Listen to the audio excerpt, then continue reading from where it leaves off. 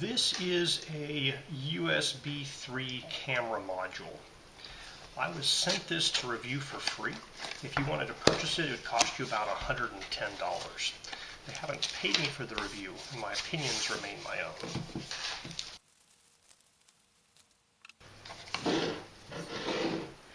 So in the box, we have a little manual here.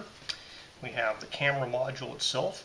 It comes with a USB cable, and the USB cable is attached to the camera directly, so you must use this particular cable. And if you want to extend it, you pretty much have to extend it from this end. It says it's a 20-pin USB 3.0 cable.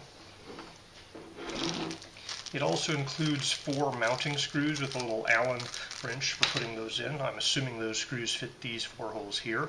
And there's also a 1/4x20, kind of your traditional tripod mount right there as well. On the side it says ELP, HD digital camera. Has a little cover over the lens here, so you don't get a lens cap per se, but you have this tiny little thing that says it is 27.5.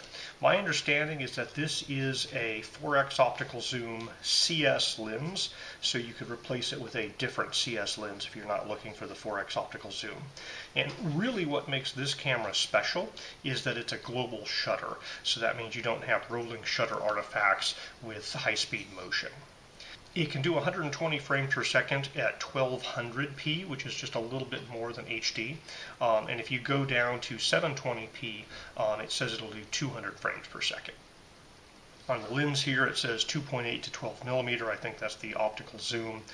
There's a relatively long model number. It says ELP dash, and then it's U3G S0234C dash TCF 2812. And the built-in cable here is 6 feet long. So on the mounting holes, it has these set of 4 holes on all 4 sides. It has the 1/4x20 tripod mount on what I'm going to assume is the bottom, and then this side and that side, but not this side over here.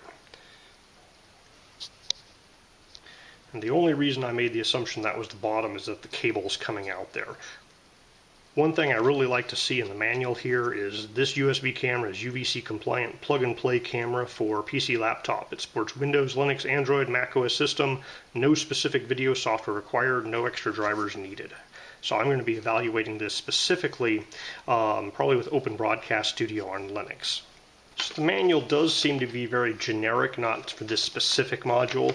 They have a picture of like a lens for manual operation, and they have a focal length, aperture, and focus, and this particular one only has 2 set screws, so I'm assuming it's the zoom and maybe the focus. I'm plugging it into my laptop. I have a new super speed USB device, product global shutter camera with a serial number UVC 1.0. Now on my computer I can do the 1920 by 1200, but the max frame rate I can achieve is 80.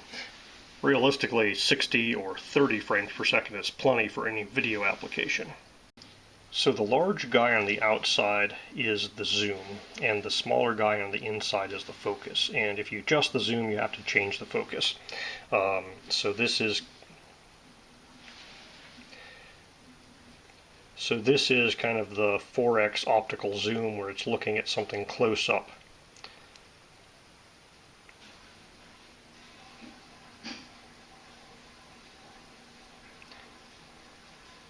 And this is zoomed in looking across the lake.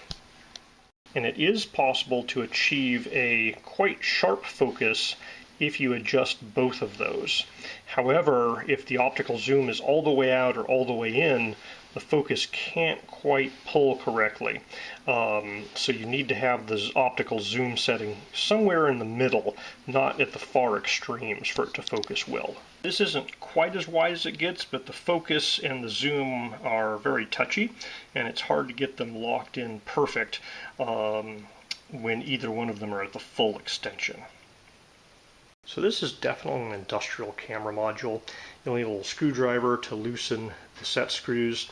We have the zoom up here and the focus up there, and as you change the zoom, it goes out of focus, so you have to adjust the focus. You basically mount this in a fixed position looking at something, and then you spend a little bit of time getting it locked into focus, and you tighten these guys down, and it just works in that fixed position. I could see potentially putting it on like the front of a robot, a mobile robot, after you focus it appropriately for your application, and the robot would work for that as well. But primarily it's going to be kind of a fixed focus mounted camera. Alright, so to test the global shutter, I waved a yardstick in front of the camera.